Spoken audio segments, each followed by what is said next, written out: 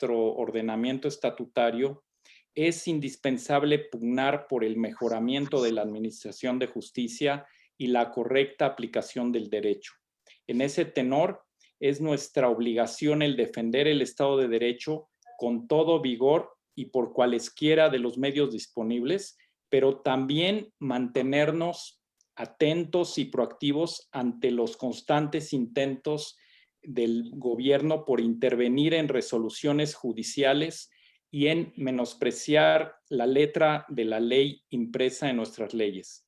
Nuestro Estado de Derecho, hay que admitirlo, está debilitado actualmente y vulnerable. Tenemos la obligación de fortalecerlo. Y es por lo anterior que es un privilegio, un honor de verdad, contar con un expositor de la talla del juez don Juan Pablo Gómez Fierro, a quien le expresamos directamente, querido Juan Pablo, toda nuestra solidaridad personal y colegial. Tenemos, y esto te lo comunico, en próximas fechas, quizá mañana, tendremos un pronunciamiento de nuestro colegio dirigido precisamente a los casos que tú estás llevando a cabo y sobre todo en cuidado irrestricto de la independencia judicial. Te admiramos, es un honor tenerte con nosotros, Juan Pablo, y adelante con la exposición. Muchas gracias, Carlos. Caco, perdón. Muchas gracias, Víctor. Gracias. Marce, te pido por favor, leas la semblanza de nuestro ponente. Claro que sí, Caco. Muy buenas tardes a todos. Les agradecemos su asistencia el día de hoy. Especialmente saludo con mucho gusto al juez Juan Pablo Gómez Fierro, a quien le reitero, como muchos de los que estamos aquí, nuestro afecto, respeto y admiración, que por supuesto no es de ahora. Voy a leer una breve semblanza curricular de nuestro expositor. Juan Pablo Gómez Fierro estudió la licenciatura en la Facultad de Derecho de la Universidad Autónoma de San Luis Potosí, donde obtuvo el título de abogado con la tesis La controversia constitucional como medio de control en el sistema jurídico mexicano. Estudió la maestría en Derecho Constitucional y Derechos Humanos en la Universidad Panamericana. Es doctor en Derecho por la Escuela Libre de Derecho. Cursó las especialidades en Derecho Constitucional y Derecho Administrativo en la Universidad de Salamanca, España. La especialidad en Derecho Público en la Escuela Libre de Derecho. La especialidad en Derecho Fiscal en la Universidad Panamericana. La especialidad en Justicia Constitucional en la Universidad de Castilla-La Mancha en Toledo, España. La especialidad en Secretaría de Juzgado de Distrito y Tribunal de Circuito, sexta generación, en el Instituto de la Judicatura Federal, donde obtuvo mención honorífica. Acreditó el curso básico de formación y preparación de secretarios del Poder Judicial de la Federación, así como diversos cursos y diplomados sobre las materias de Derecho Constitucional, Juicio de Amparo, Perspectiva de Género, Derecho Tributario, Interpretación Jurídica, Propiedad Industrial e Intelectual, Competencia Económica y Telecomunicaciones. Es profesor en la especialidad en Derecho de Amparo en la Universidad Panamericana, en el Diplomado en Juicios Constitucionales del Instituto Tecnológico Autónomo de México y en el curso básico de formación y preparación de secretarios del Poder Judicial de la Federación, impartido por la Escuela Federal de Formación Judicial.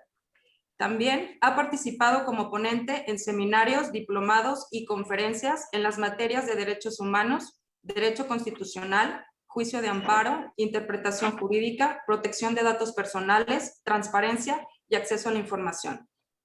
Dentro del Poder Judicial de la Federación, ha desempeñado los cargos de oficial judicial, actuario judicial, secretario de juzgado de distrito, secretario de tribunal colegiado de circuito, secretario de estudio y cuenta en la Suprema Corte de Justicia de la Nación, adscrito a la ponencia del ministro José Fernando Franco González Salas y juez de distrito.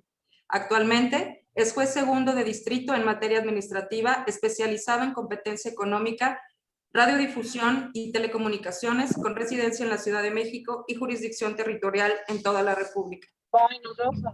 Es coautor del libro Elaboración de proyectos de sentencia, amparo indirecto en materia administrativa de la editorial Porrúa, México 2011.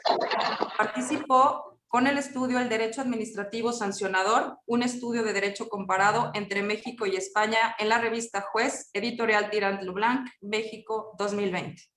Nuevamente, bienvenido, Juan Pablo. A la hora que gustes, te escuchamos. Muchas gracias, Marcela. Muchas gracias a Caco.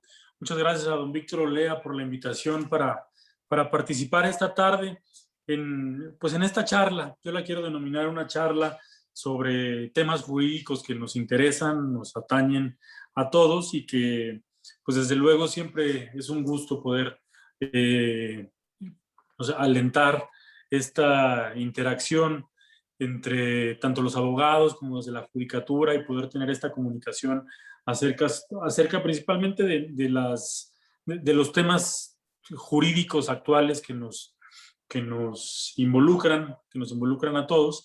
Y a partir de la invitación, de la cual agradezco y me siento muy honrado, de Caco, quería yo platicarles esta tarde sobre un tema reciente que ha sido un tema que estudié y que trabajé durante los últimos 3 años para obtener el grado de doctor en Derecho en la Escuela Libre de Derecho, y que pues es un tema que he traído muy presente, muy en la mente, respecto de nuestro sistema de control constitucional, principalmente tratándose de constitucionalidad de leyes.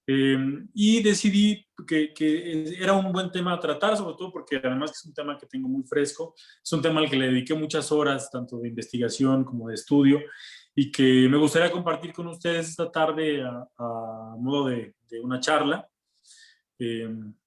Reitero nuevamente mis agradecimientos por la invitación. Y bueno, el tema que voy a tratar esta tarde tiene que ver con las acciones de inconstitucionalidad.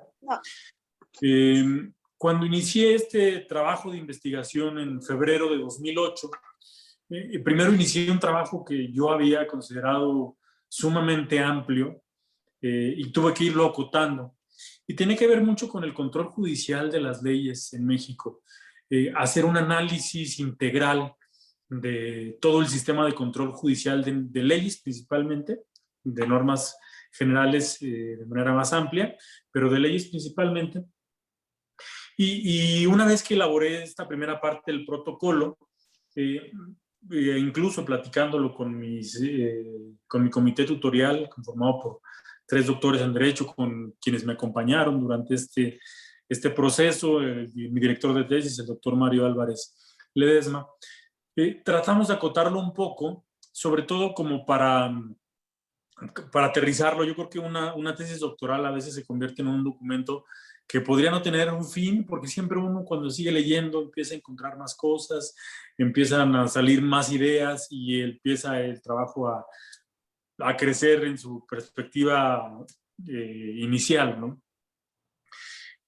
Y partiendo de la base que cuando hice mis estudios de licenciatura había iniciado yo con un estudio sobre la controversia constitucional, que el juicio de amparo ha sido pues propiamente la directriz que ha regido, sobre la cual he caminado en esta carrera judicial de pues casi 18 años. Me faltaba esta parte, ¿no?, de la acción de inconstitucionalidad. Conocí como secretario de Estudio y Cuenta en la Suprema Corte de diversas acciones de inconstitucionalidad, y como que en esta parte tener como presente el mecanismo, la forma en la que fue originado este medio de control y cómo es que funciona hoy en día, y las falencias que podríamos llamarle tiene este medio de control, y cómo además de esto podríamos mejorarlo de manera que pueda servir como un mecanismo eficaz para el acceso a la justicia de los ciudadanos. Entonces, traté en este trabajo de investigación que duró 3 años, varios de ustedes que han pasado por este proceso de elaboración de una tesis saben que es un proceso muy largo, muy complejo, de mucha inversión en cuanto a tiempo, mucha lectura, y que a veces no se ve reflejado en el trabajo final. A veces me dicen mis secretarios cuando elaboran los proyectos, sobre todo en las materias de competencia económica y telecomunicaciones, son proyectos sumamente complejos, muy técnicos, de cajas en ocasiones, cajas enteras de información, y el proyecto termina a veces siendo un proyecto de menos de 100 hojas.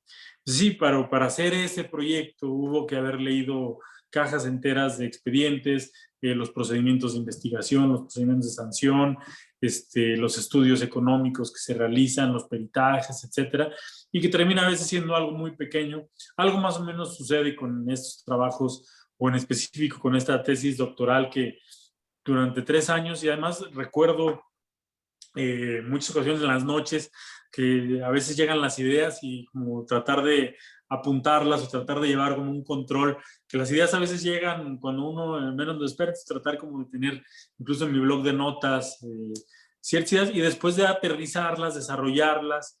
Es un trabajo increíble y además como muy motivador, porque uno se va metiendo a veces en el derecho comparado y qué se dijo en este país, qué se dijo en este otro país, conocer los otros sistemas de control judicial de leyes en otras latitudes, en Latinoamérica, en Europa principalmente, descubrir, por ejemplo, en Alemania, el sistema de ingeniería constitucional tan maravilloso que tienen. Yo creo que es uno de los países que más sorprendido me dejó en este proceso de investigación, por la completitud y la forma, el diseño en el que está conformado su sistema de control judicial de leyes, y cómo nosotros en México podríamos mejorar en esta parte el sistema de control judicial de leyes. Incluso muchas de los temas que hoy vemos en la agenda nacional, que hoy vemos en los temas que han salido recientemente a la luz pública por su controversia jurídica que pudieran generarse, creo que también tienen que ver precisamente con esta necesidad de rediseñar nuestros mecanismos de control de manera que se conviertan en un medio eficaz de acceso a la justicia, principalmente de los ciudadanos. Bueno, como en este preámbulo les platico un poquito sobre las acciones de inconstitucionalidad. Como ustedes recordarán, las acciones de inconstitucionalidad se establecieron en el sistema jurídico mexicano mediante la reforma de 1994, una reforma de gran calado, el gobierno del presidente Zedillo, cuando México se encontraba en vías de incorporarse a un entorno de la globalización. México en ese entonces requería de una imagen de respeto para los derechos humanos. Para ello, se transformó la Suprema Corte de Justicia de la Nación en un tribunal constitucional. Se le dotó de varias facultades, entre otras de conocer de las controversias constitucionales y de este nuevo mecanismo de control abstracto, le llamamos. ¿Por qué? Porque no requiere o no precisa de un perjuicio previo, como sí lo requiere en ciertos casos el juicio de amparo, requiere, recordarán ustedes, un interés jurídico legítimo, o la controversia constitucional, que requiere también un interés legítimo desde un aspecto distinto, desde luego, al del juicio de amparo, pero sí precisa de un perjuicio previo, a diferencia de este mecanismo de control abstracto, que no necesariamente requiere un agravio por parte del promovente. Los requerimientos internacionales fueron atendidos, pero quedaron lejos de garantizar una efectiva protección de los derechos humanos de los gobernados, toda vez que la promoción de la acción de inconstitucionalidad, como está incluso diseñada hasta ahora, quedó en manos exclusivas del Estado. Por ello, yo en mi tesis propongo que es urgente el rediseño de la acción de inconstitucionalidad en México a fin de legitimar a los gobernados, esta es mi tesis principal, para garantizar el efectivo derecho a la justicia y la preservación de un régimen democrático. Parte de la hipótesis principal de mi trabajo es decir que la reforma que originó a las acciones de inconstitucionalidad en México fue limitada, siendo el Estado mexicano en sus distintas manifestaciones el único sujeto legitimado para su promoción. Garantizar el efectivo derecho de acceso a la justicia para los gobernados pasó como a segundo término. Lo importante era en ese momento, estamos hablando de 1994, aparentar una sintonía con el nuevo paradigma de los derechos humanos. Eventualmente, las múltiples falencias dejaron al descubierto la verdadera situación. México no estaba listo para asumir estos nuevos compromisos internacionales. Yo creo, y esa es mi propuesta, que el problema principal de las acciones de inconstitucionalidad se encuentra en su diseño. Las múltiples reformas que se han hecho han sido incapaces de poner este mecanismo en manos de los gobernados.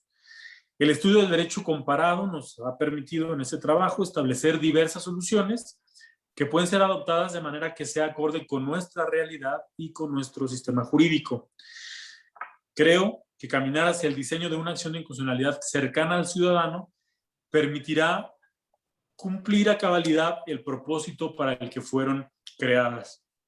Tengo la intención de, una vez que ya ha sido aprobado este trabajo y que ha sido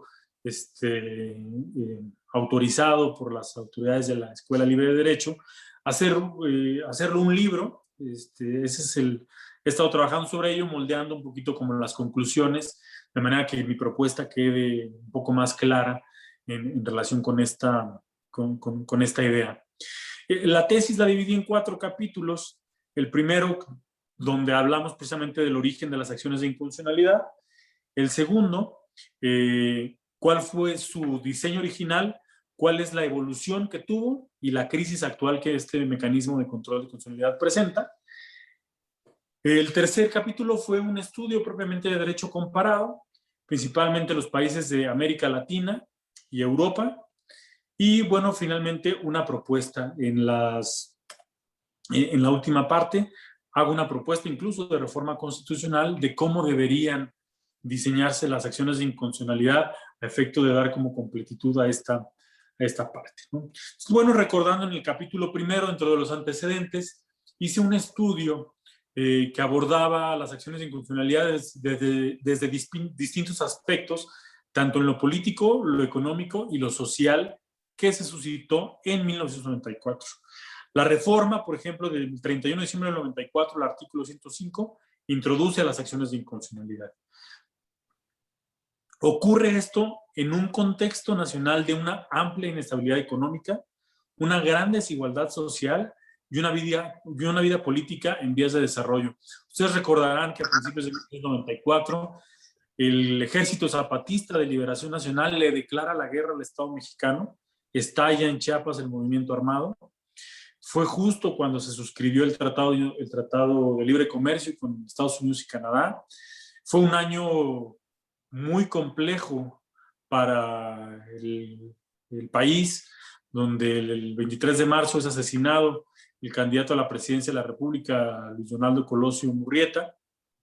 El narcotráfico empieza a tomar unas dimensiones de violencia exacerbada, recordando la muerte del cardenal Posadas Ocampo en aquellos años. Y bueno, en el exterior, 2 fenómenos esenciales. El primero era la globalización y el segundo, un fuerte impulso a los derechos humanos. La reforma lo que pretendía en esos años, 94, era insertar a México en el ámbito de la globalización. En realidad, la protección a los derechos humanos pasaba a segundo término. México quería jugar con los grandes. México quería estar en sintonía con este nuevo fenómeno de la globalización. Pero ¿qué le decían estos países? Ok, tú quieres entrar a este grupo, vamos a llamarlo así, pero vemos falencias, vemos diversas irregularidades en tu Estado de Derecho. La protección de derechos humanos es fundamental en un país en vías de desarrollo y México no lo tiene. Se habían intentado o se habían hecho ciertos trabajos previos con el fin de tratar de dar protección o tratar de dar una amplitud a la protección de los derechos humanos, pero estos habían sido insuficientes. La creación de la Comisión Nacional de los Derechos Humanos en el gobierno del presidente Salinas, por ejemplo, fue uno de los principales ejes que trató también de cubrir como esta parte, ¿no? Pero el presidente Zedillo, preocupado primero por entrar a este nuevo contexto de la globalización, pero advirtiendo la necesidad de que hubiera autonomía e independencia en las decisiones del Poder Judicial, pues surge la necesidad de hacer una reforma de gran calado para transformar al Poder Judicial como lo conocemos hoy en día. Recordaremos que el amparo se había constituido como el único medio de protección del gobernado frente a las normas generales, aunque estaba muy limitado por los principios que hoy lo rigen actualmente de instancia de parte agraviada y el de relatividad de las sentencias. Esto fue materia de observación por diversos organismos internacionales. El gobierno de México en aquel entonces pasó por alto que una figura como las acciones de inconstitucionalidad requiere no solamente de un respaldo que sea normativo, no solamente que esté plasmado en la Constitución, sino también considerar que su engranaje está en la democracia, en el Estado de Derecho, en la sociedad civil, en el pluralismo moral, en una economía estable y en el respeto a los derechos humanos. Y México no estaba en esa tesitura. En ese contexto es que se produce la reforma al Poder Judicial, se transforma la Suprema Corte en un tribunal constitucional, se le dota de un medio de control de constitucionalidad en abstracto, les decía yo, sin un perjuicio previo, a diferencia de los otros dos mecanismos que tenemos, destinado a proteger los derechos humanos, denominado acciones de inconstitucionalidad. Pero surgieron y siguen siendo un instrumento de acceso a la justicia que es ajeno y es distante a los gobernados. En el capítulo 2, lo que trato yo de demostrar es que existe un serio problema de arquitectura constitucional. Las acciones deben ser un medio de defensa de los ciudadanos frente a los abusos como parte de su acceso a la justicia. La reforma del 94 adicionó una segunda fracción al 105. Con posterioridad se emitió la ley que conocemos hoy como la ley reglamentaria de las fracciones 1 y 2 del artículo 105 constitucional. Y en cuanto a su ejercicio, quedó monopolizada por órganos del Estado. Entre las reformas ulteriores destacan primero la inclusión de la materia electoral, la integración de algunos órganos constitucionales autónomos, no de todos, el establecimiento de nuevos derechos de fuente internacional. Recordarán con la reforma de 10 de junio de 2011, se introducen, pues ya como parte del parámetro de regularidad constitucional, no solamente los derechos humanos que están reconocidos en la Constitución, sino también en los tratados internacionales de derechos humanos, con independencia de la denominación del tratado, siempre y cuando se trate de un derecho humano que esté reconocido en una fuente internacional, es parte de este parámetro de regularidad constitucional, que incluso reconoció la Suprema Corte en la contradicción de tesis 293 de 2011. Y finalmente las reformas que yo denominé institucionales, porque no fueron otra cosa más que los cambios que se fueron dando en relación con la Procuraduría, ahora Fiscalía General de la República, el Instituto Nacional Electoral, antes Instituto Federal Electoral, etcétera, ¿no? Como está regulada hoy en día la acción de inconstitucionalidad, tenemos que el órgano competente es la Suprema Corte de Justicia de la Nación. Su objeto actualmente es plantear la contradicción entre una norma y la Constitución. Los sujetos legitimados, yo le he denominado dentro de este estudio que hice, tiene una legitimación restringida. Vamos a hablar de tres tipos de legitimación: una legitimación restringida, una legitimación intermedia y una legitimación amplia. Tiene una legitimación restringida que está acotada a las minorías parlamentarias, el Ejecutivo Federal, a los partidos políticos, algunos órganos que son constitucionalmente autónomos, les decía no todos, el Fiscal General de la República. Actualmente el plazo para promoverlas de 30 días naturales a partir de su publicación. Los efectos de la sentencia es ya sea la preservación de la norma jurídica o su expulsión del sistema jurídico. La publicidad, que una vez que se ha notificado la sentencia, se publica íntegramente en el semanario judicial, de contener una declaración de invalidez también en el Diario Oficial de la Federación, que es el medio por el cual se dan a conocer las normas generales.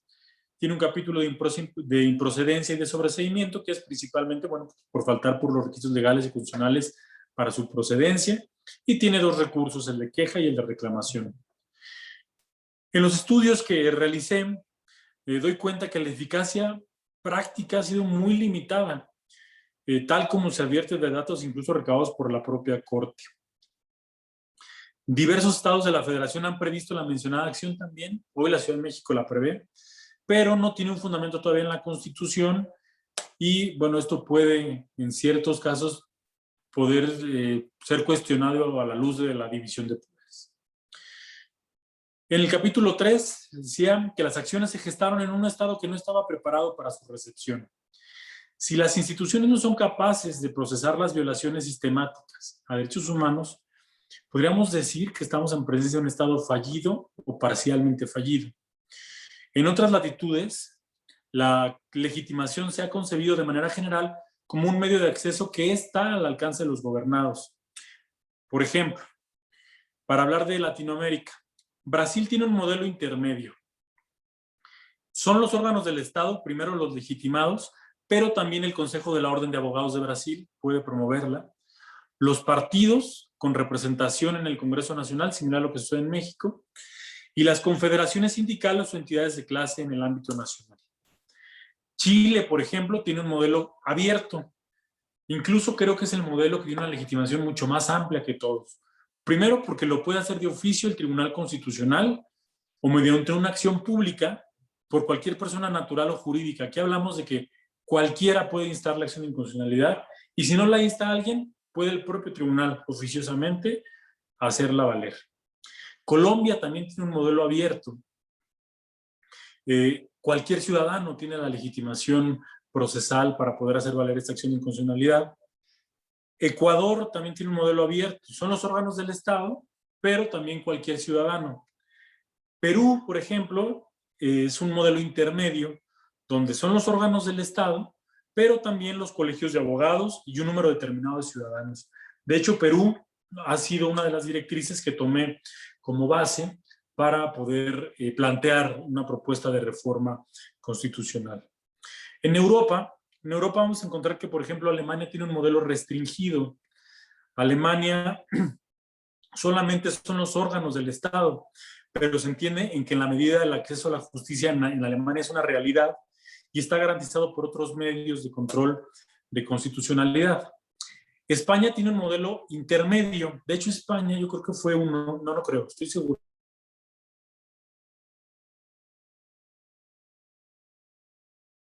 Hablo de esto es que insertar figuras que no son acordes a la realidad social terminan por desnaturalizarlo. Nos traemos un modelo que está diseñado para España a México. Esto de alguna manera provoca que no sea acorde con la realidad social que nosotros vivimos.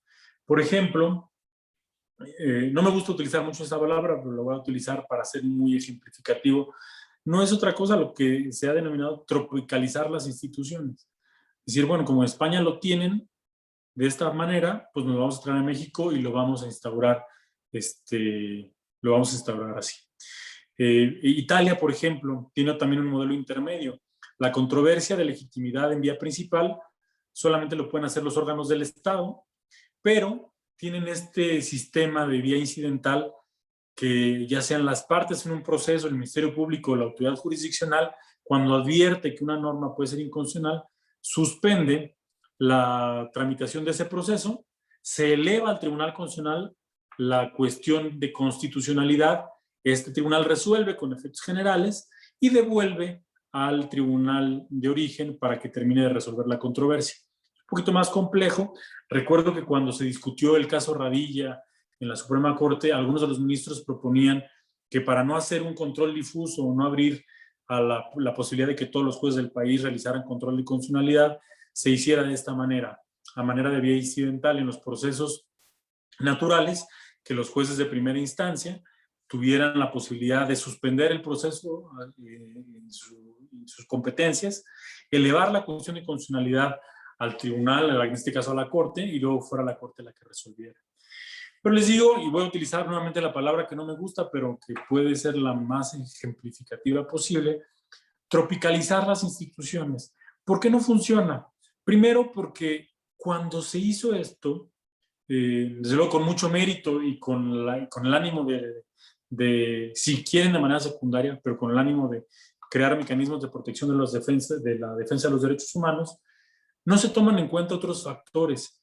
Estos países, por ejemplo, estamos hablando que España es una monarquía parlamentaria que funciona de manera muy distinta, similar a lo que pasa en Alemania, por ejemplo, ¿no? Un primer ministro y la forma de Estado federal es muy distinto a un Estado presidencial como el que tenemos, o a una república presidencial como la que tenemos en México, y eso hace la diferencia en muchísimos aspectos. El control judicial de las leyes, del proceso desde su emisión y los controles que se ponen entre los poderes para precisamente preservar esta división son muy distintos en uno y en otro caso por la forma en la que están diseñados. Entonces, ese es el motivo primordial por el que considero no pueden de alguna manera extraerse e implantarse como si se tratara de una prótesis, porque tiene que conocer la realidad social de cada país. y no solamente la realidad social en cuanto a su diseño de Estado, sino la realidad natural en que funcionan o se conducen las instituciones. Entendemos también que en México, por ejemplo, no hay una razón, al menos justificada, para que se hubieran incluido como sujetos legitimados algunos órganos constitucionales autónomos y otros no, cuando estos desarrollan en cierta medida aspectos de manera sumamente técnica y que corresponden llevar a cabo al Estado, ¿no? Y bueno, finalmente la propuesta lo vamos a ir desarrollando más adelante y si tenemos oportunidad también de llevar a cabo una sesión de preguntas y respuestas, pero la propuesta es de que para que las acciones de inconstitucionalidad cumplan con el propósito de garantizar un efectivo derecho de acceso a la justicia, hay que hacer un rediseño en cuanto a la norma constitucional. Primero, que sea acorde con la realidad actual. Hoy, por ejemplo, las acciones dicen que es plantear la contradicción entre una norma y la Constitución. Aquí habría que decir, ¿a qué nos vamos a referir por norma? Porque una norma general puede ser cualquier disposición que tenga ciertas características como la generalidad, la abstracción, la impersonalidad, etc. La acción de inconstitucionalidad se erige como un mecanismo contramayoritario a las decisiones del legislador. Entonces, debido a que existen otras vías y otros mecanismos, podemos acotar a como está hoy en día, pero precisarlo de manera específica, que se refiere a actos formal y materialmente legislativos, es decir, leyes provenientes del órgano legislativo. Y cuando hablamos de contradicción con la Constitución, precisar que ahora no solamente se refiere a la Constitución, sino también la contradicción que pueda surgir con tratados internacionales de derechos humanos que hayan sido suscritos por el Estado mexicano. Es decir, cualquier disposición que emita el legislador y que sea contraria al texto de la Constitución o al texto de los tratados internacionales de derechos humanos, ese es el objeto, precisar con mayor alcance su objeto. Agregar que la contradicción, decía, no puede ser entre tratados, sino también con respecto a tratados normativos de derechos humanos. Otro de los temas que surgió a raíz de este trabajo de investigación es en cuanto al plazo. El plazo para promover la acción inconstitucional hoy en día es de 30 días. Consideramos en este trabajo de investigación, consideré y así lo establecí, que es un plazo sumamente reducido. ¿Por qué? Normalmente una ley no termina por dar cuenta de su efectividad o de sus consecuencias, sino pasado un tiempo razonable. Todas las normas, todas las leyes pasan por un proceso de ajuste. Y este proceso de ajuste se da a partir de su aplicación, de su interpretación.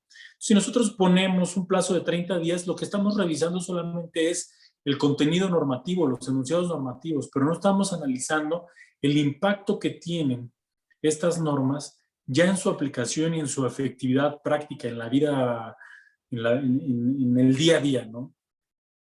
Entonces, no es sino hasta que pasa un tiempo considerable, un tiempo razonable, en el que podemos ver en muchos casos la verdadera trascendencia o la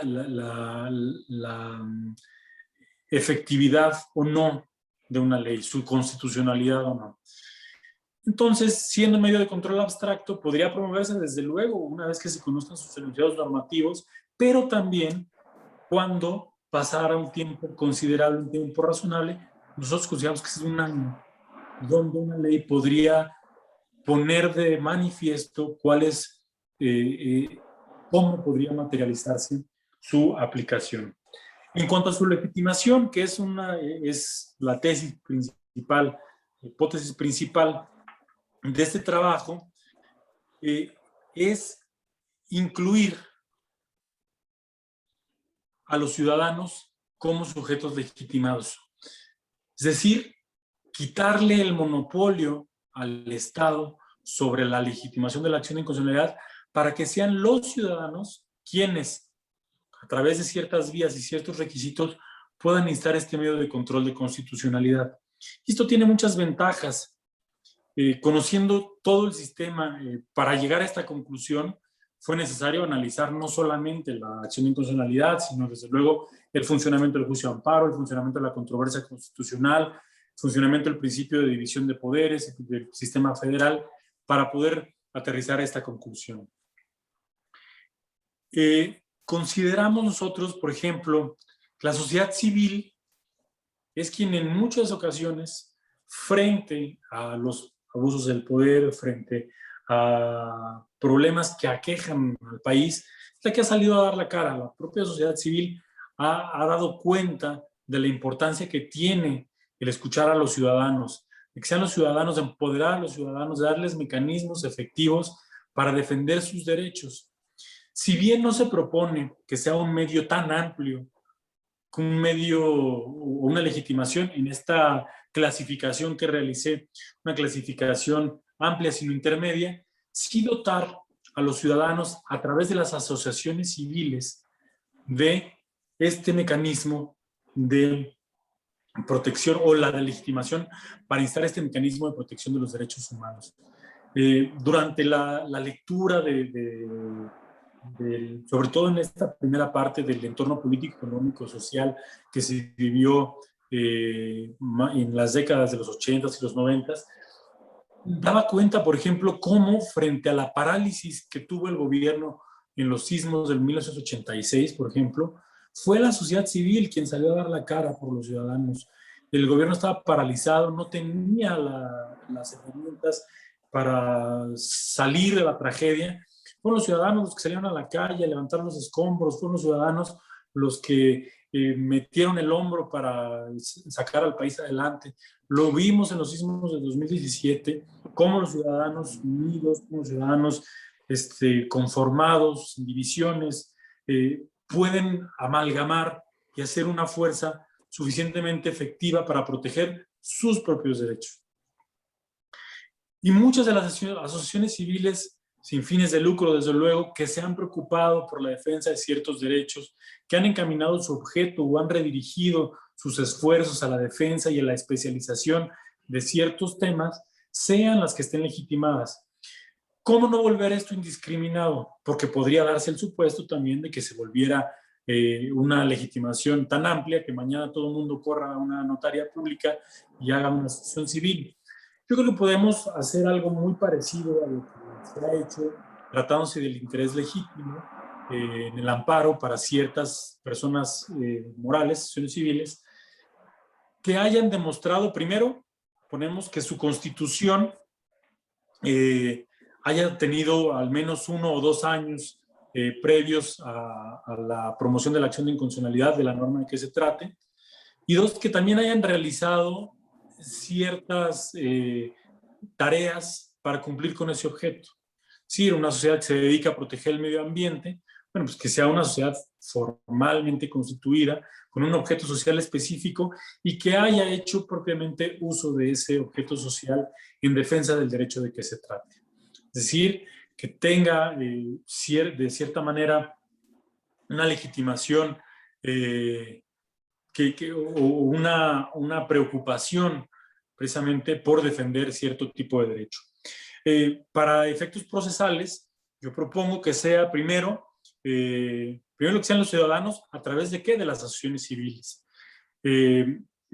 Primero, que no persigan fines de lucro, que estén legalmente constituidas, les digo, 1 año o 2 antes de presentar la acción, que su objeto social sea precisamente acorde con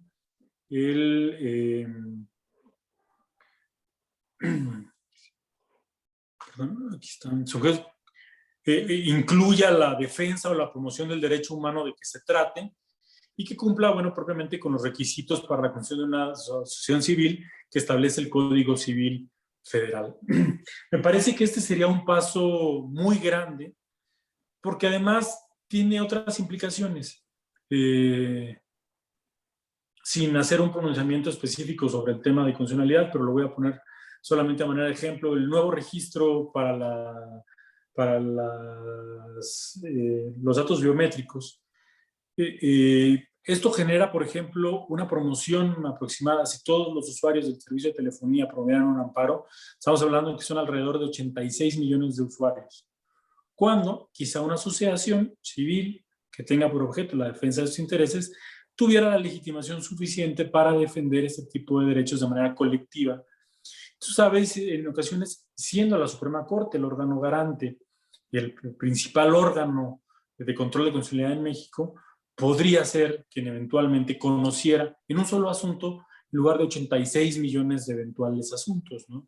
Entonces, eso también tendría, desde una óptica distinta, podría tener un beneficio también hasta para la administración de justicia en cuanto a la eficiencia y la eficacia, donde con un juicio se resuelven eventualmente, estoy hablando de números hipotéticos, 86 millones de asuntos.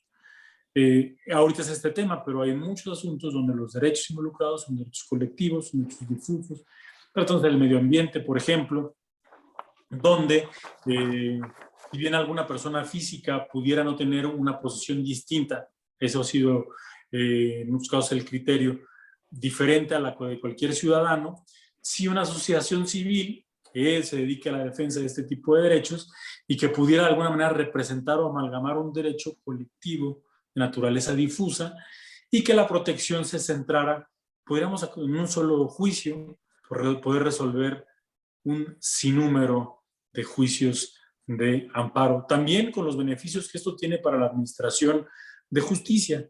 Hablamos que la administración de justicia también es un derecho que tiene una doble dimensión. No solamente es desde el punto de vista de poder acudir a un tribunal a solicitar la protección constitucional contra un determinado acto de autoridad, sino también la posibilidad, no la posibilidad, la necesidad de que el tribunal esté expedito. Cuando en muchas ocasiones me pasan algún proyecto para revisión y ponen la justicia pronta y expedita, no. La expeditez no es un atributo de la justicia, es un atributo del tribunal. El tribunal que estará expedito para impartir justicia en los plazos y términos que fijan las leyes. Entonces, establecer es como una válvula de escape para establecer la resolución de asuntos que pudieran tener una trascendencia específica y que en un solo asunto pudiera resolverse. Ahora, ¿qué pasa en la práctica? Es que en muchas ocasiones vamos a encontrarnos frente a normas que son abiertamente inconstitucionales y permanecen vigentes dentro del sistema jurídico por esta falta de legitimación o esta imposibilidad de que las decisiones que se adoptan en un amparo tengan efectos generales o que la propia jurisprudencia no tuviera la posibilidad, todavía con este mecanismo que ha sido eficaz de la Declaratoria General de Inconstitucionalidad, de poderlo llevar a cabo. Les pongo un ejemplo. Ustedes recordarán una norma, primero en ley y después en reglamento, que establece que las personas que reciben una pensión por viudez y además una pensión por su trabajo, si llegan a un cierto límite, quedan topadas las pensiones. La Corte ha sostenido de manera reiterada que esta disposición es inconstitucional. Primero, porque el origen de ambas pensiones es distinto. Una es la pensión que yo recibí por el trabajo que desempeñé durante tantos años para el servicio de una dependencia, y la otra es la pensión de viudez de la persona con la que yo estuve casado tantos años, falleció y me dejó esa pensión. Ah, pero si topan, si llegan a un límite de, no me acuerdo, con salarios mínimos, entonces se tienen que topar. ¿Por qué? Si vienen de bolsas distintas, tienen un origen distinto y tiene derecho a recibirlas íntegramente las dos. Bueno, eso estaba en el artículo 51 de la ley del ISSSTE. Se declaró inconstitucional. Luego se puso en el artículo 12 del reglamento. Se declaró inconstitucional. Y esa norma se sigue aplicando hoy en día a quienes no han promovido el juicio de amparo. Cuando yo voy a España a algún curso y les cuento a mis compañeros o a mis profesores que esto pasa en México, no me lo creen. No es posible que ya frente a una norma con estas características se siga aplicando. Y además se sigue aplicando en perjuicio de los más necesitados, en este caso los pensionados, que tienen derecho a recibir una pensión íntegra por la parte que les tocó trabajar, pero por la parte que su cónyuge, su eventual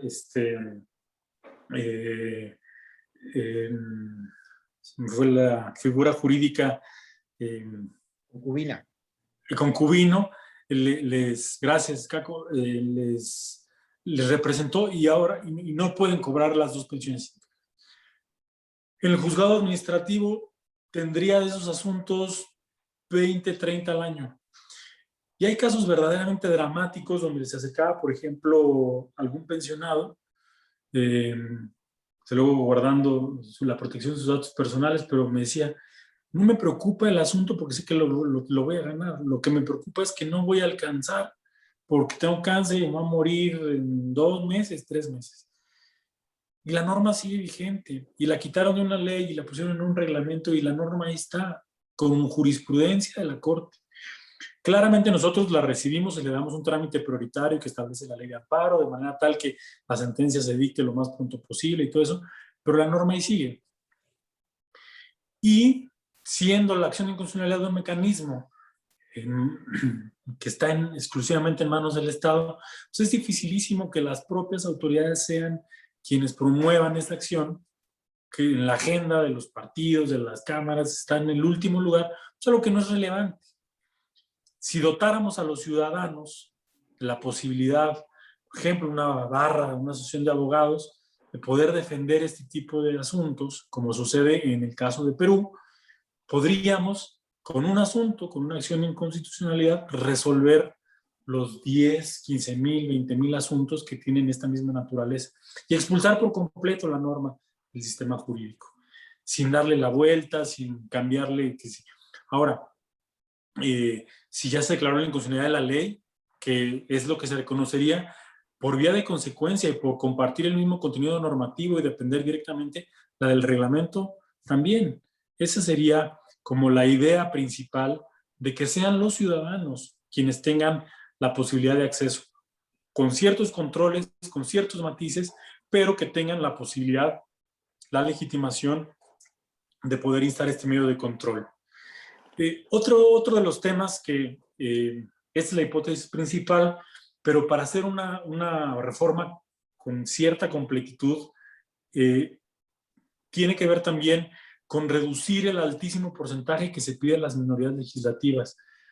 Hoy lo vemos, por ejemplo, en la integración de las cámaras, no es muy diferente a lo que pasaba hace algunos años, donde a veces es muy difícil para las minorías legislativas ser escuchadas y que tengan esta posibilidad de instar este medio de control. Me parece que el 33% exigido para promover la acción inconstitucional es un porcentaje altísimo, sobre todo en momentos en los que ciertas minorías pudieran no ser escuchadas, que están representadas en el Congreso, pero que no pudieran ser escuchadas y alcanzar ese porcentaje tan alto. Nosotros, en este estudio, a partir de incluso casos específicos, creemos que el 20% sería suficiente para que las minorías pudieran acudir a este medio de control abstracto.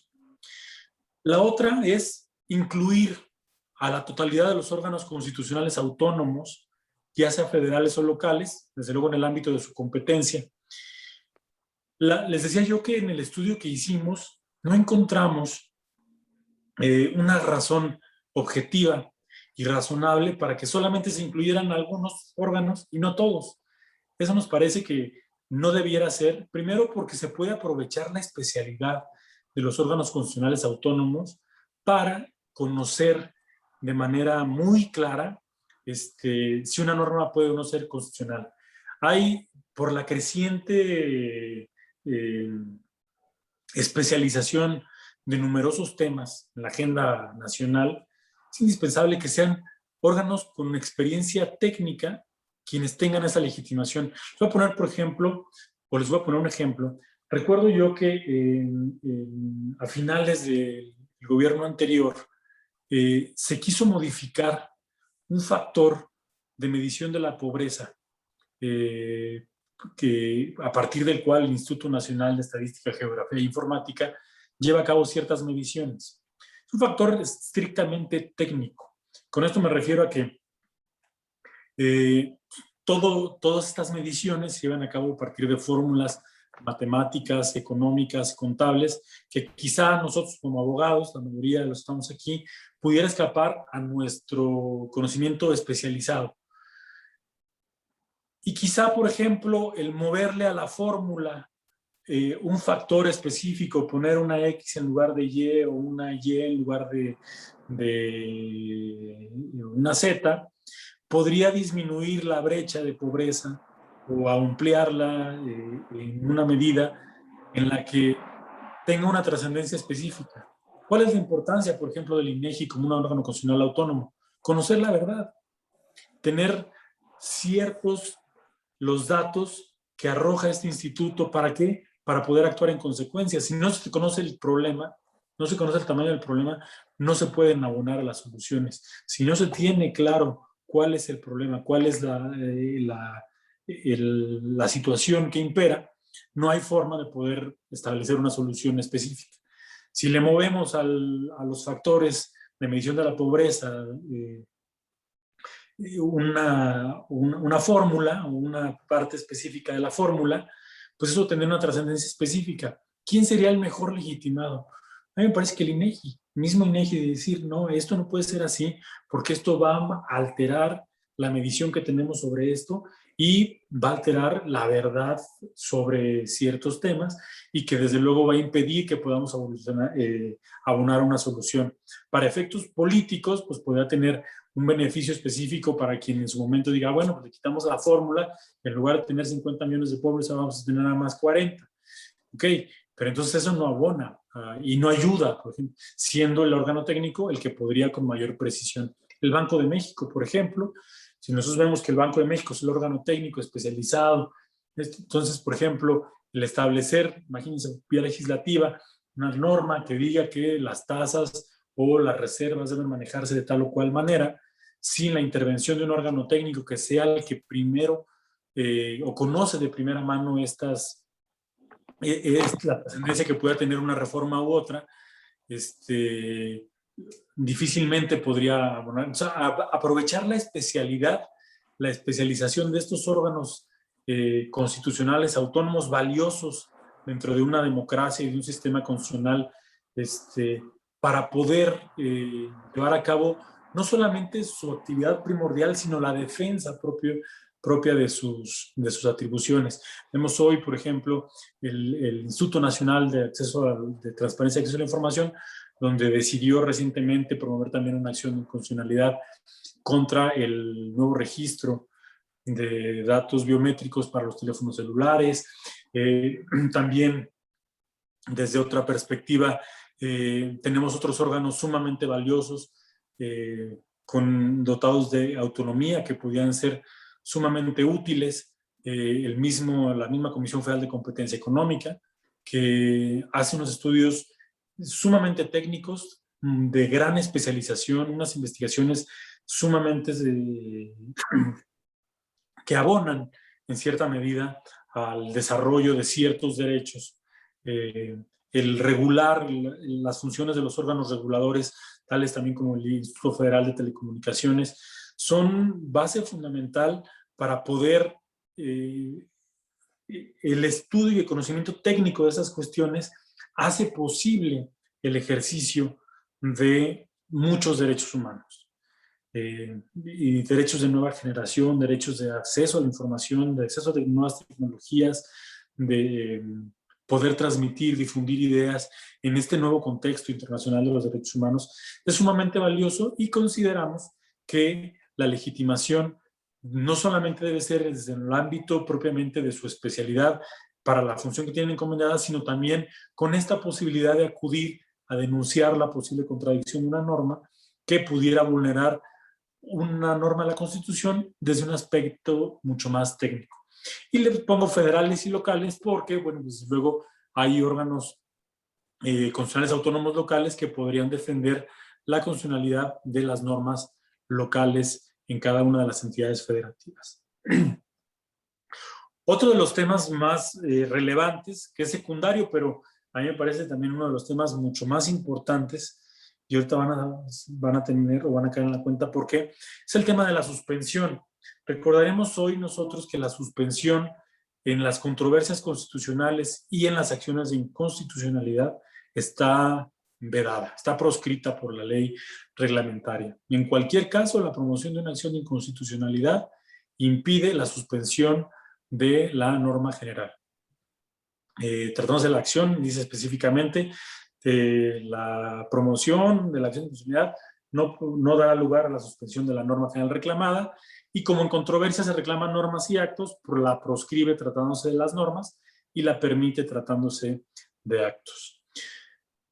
Durante varios estudios que he hecho, incluso con la misma barra, en alguna ocasión en San Luis Potosí, tuvimos la oportunidad de platicar sobre el tema de la suspensión. A mí la suspensión es un tema que me atrae, me ha metido a estudiar mucho sobre este punto, porque creo que no solamente se trata de un derecho procesal, sino tiene una naturaleza mucho más sustantiva. Un medio de control de constitucionalidad que no tiene suspensión no termina por ser eficaz. ¿Por qué? Recordamos nosotros que la suspensión tiene una finalidad específica y no es otra más que la de asegurar la eficacia de una sentencia en un juicio.